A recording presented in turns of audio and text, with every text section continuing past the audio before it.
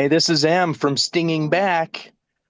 We have some shorts coming up that we're going to call Questions You Should Ask. Now, how sting operations use narrative engineering to win, not justice. What most people don't realize about online sting operations is that they don't catch predators.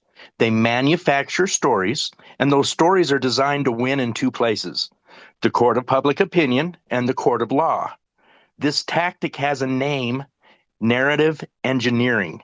Narrative engineering is when someone takes a small piece of reality and then adds, edits, exaggerates, and frames it to produce a specific emotional reaction and a desired outcome.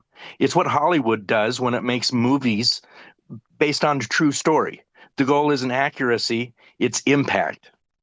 That is exactly how modern sting operations work. Law enforcement and vigilante groups don't start with real children in danger.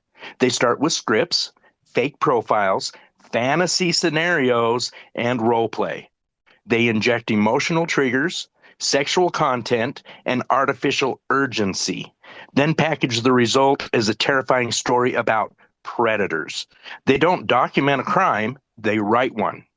And once the story is written, they sell it to the public, the media, the prosecutors, then the jury, and then the grant funders, donors, YouTube subscribers. That's how these operations survive. Fear is the product. This isn't child protection. It's content creation and case production. Outrageous government conduct. When law enforcement uses fake profiles, sexual role play, and even AI generated sexualized images of minors to provoke a response from adults, that is no longer investigation.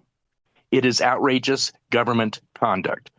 The government is creating sexual content, creating fake minors, creating sexualized scenarios, then prosecuting reactions to what they themselves created.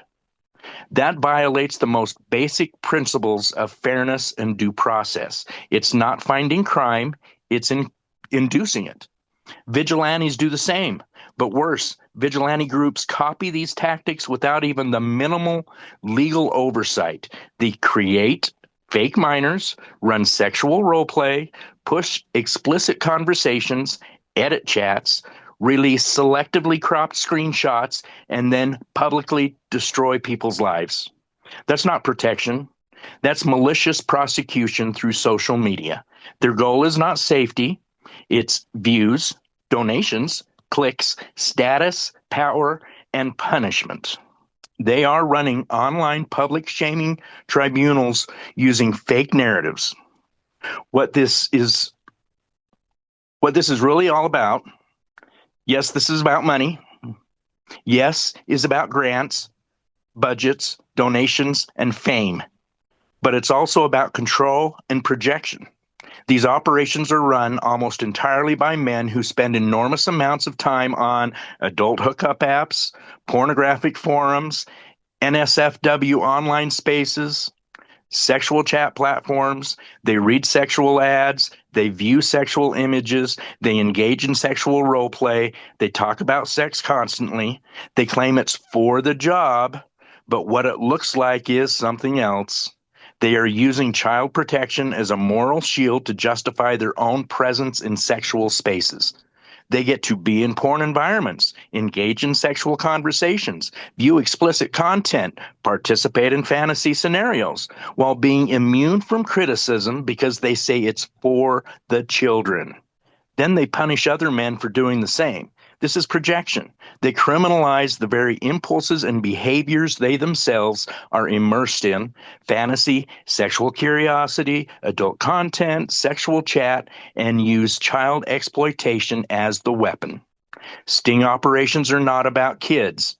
If these operations were truly about protecting children, they would focus on real victims, track real traffickers, follow real exploitation networks. Instead, they create fake kids, fake scenarios, fake emergencies, and fake narratives, and use those to destroy real people. This is not justice. This is not protection. This is story-driven punishment.